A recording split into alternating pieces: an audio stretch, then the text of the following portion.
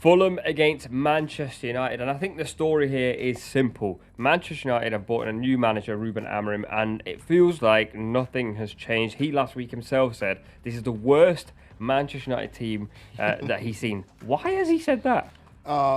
Because he's just letting everyone know. And I know that there's a couple people on the panel that want to, not hammer Amorim, but want to ignite him. And I'm here to defend him. I understand that it's incumbent on you as a manager to get results. And he hasn't done that. It's been very, very poor. Apart from the big games. Apart from away at City, away at Arsenal, away at Liverpool. Got results in all those games. But in the home games against Bournemouth, the home game against Brighton, even the home game against Southampton, which they won, they were very, very poor. And so I get why there's some United fans, some people in the media that want to criticise Amorim because he needs to get results. But this club's doing a mess for a while. And they're trying to undo that mess right now. Ineos trying to undo that. I don't even know if Ineos are fit for purpose, but that's a completely different conversation. But from Amorim's point of view, he's making everybody completely aware that it's a long, long process. Ralph Rangnick 2-3 years ago came out and said it's going to be open heart surgery at this football club. There are so many people in positions that they shouldn't have been in when Ineos came in, and now they're trying to undo that whilst also being restricted by PSR. And as a result of that, they've got a squad that's not fit for purpose. They've got a squad that are very, very gone. No. He's ready. He's locked and loaded. They've got a squad that is just not good enough. And I look at Man United, and I don't think it's even a lack of effort. I think there's just lack of quality right now, and that's as a result of poor squad building. That's the one point I really disagree. I think there's a huge lack of effort. You were very excited, both of you were very excited when Amorim came in because he had a nice coat, but I couldn't sort of saw past the Moncler, and I said there are just much bigger issues at Manchester United. It doesn't matter which manager came in. Ancelotti could have come in, Guardiola could have come in, and the performances would have been relatively similar. I said it last week, and I really wholeheartedly believe that. I think the vast majority of players on that team sheet, the vast majority of Manchester United players are playing for a paycheck. I think hardly any of them care that much about the club. I think they're all talented players. It's £1 billion squad. They should all be playing better than they are playing. And it doesn't really make any sense to accuse the manager and say that it's his shortcomings. It can't be. A lot of these players and a lot of other Manchester United players who also cost upwards of £100 million were managed by the great Jose Mourinho, by Ten Hag, by Louis van Gaal, who was one of the best managers in the world at one point, playing an incredible style of football. Ralph Rangnick came into the football club as an interim manager, told everyone what the problems were. They were not addressed, and they are still lingering here. Ralph Rangnick, by the way, also addressed the fact that the wage structure at the club was a massive issue, which meant that players were joining for the wrong reasons. And that's exactly what you're seeing now. There's no reason that these players cannot be performing better than they are. And I think to put it on the manager just completely avoids the actual issues, which are the players on the pitch probably don't want to be playing for the club. And the people at the background, you can talk about the Glazers all you want. Ineos have been an absolute shower of you-know-what since they've come in. There's absolutely no improvement there whatsoever. So much, much, much bigger problems at Manchester United than Amorim. I agree, but I think there is also a job that needs to be done by the manager on the pitch. And quite frankly, like the Southampton game, I think is a great example of this. And everyone knows that I was backing Amorim. One, he had a nice coat. He's got good facial hair. He's a good-looking guy. And he's got a good sense of football. Yeah. That's why I like the guy. But unfortunately, what I'm seeing in these games against Southampton, who are the worst team in the league, and they may go down with a record points total worse than Derby. So, like, Manchester United getting dominated by that team is embarrassing. And it's happened twice this season, by the way. If you remember, we did the first game when Cameron Archer missed a pen, and that turned the tide. For me, as a manager, I think he's just scared at the moment. Mazraoui and Dalot playing at wing-back. At Sporting, he used to play two actual wingers out there.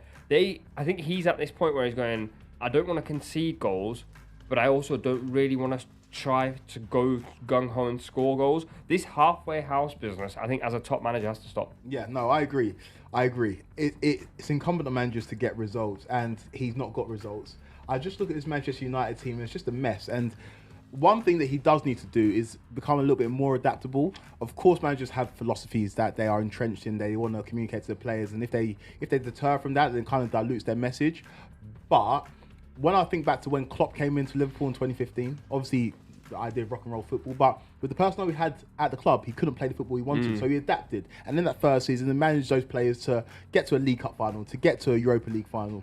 Think back to when Arteta first came into Arsenal, and again, didn't have the players he wanted. He played the three at the back. Arsenal won the FA Cup playing three at the back. He adapted.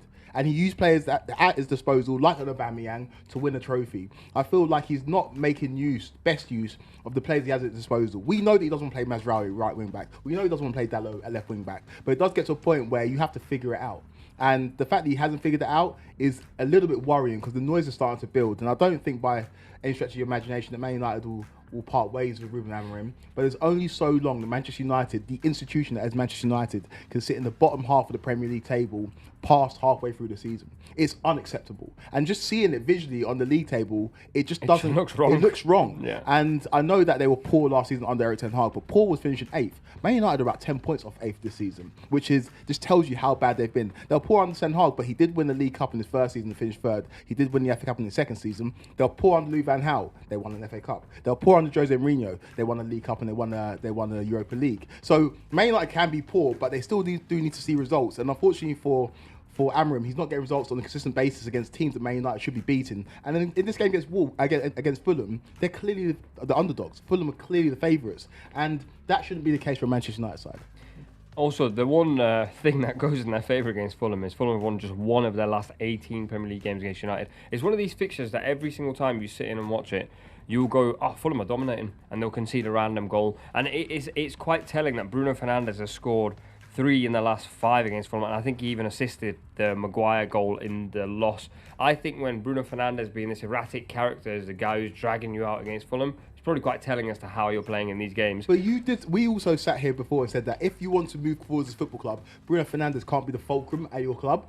But what you can do, you can use Bruno Fernandes this season to get results. We've seen it in the biggest games. He's a player who's got undoubted ability and quality. So use that to the best of his ability. Play him in those number 10 positions and make him be the centre of your squad that can get you results this season. And then maybe next season you move on from him.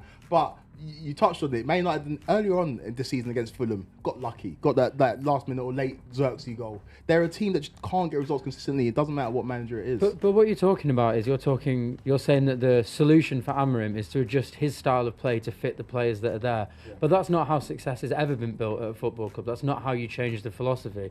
Amorim is playing the football that he wants to play, that he knows how to play, and he's got the players there. He can't really buy anyone at the moment. They could, put in a few transfer bids for a couple of players, but they're not going to revamp the whole squad.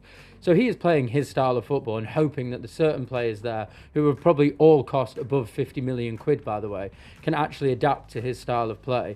I think what you're expecting him to do is change his style of play to fit the players that are there. But that serves no purpose. That just moves Man United from 14th to 9th. It doesn't get them anything in the long run.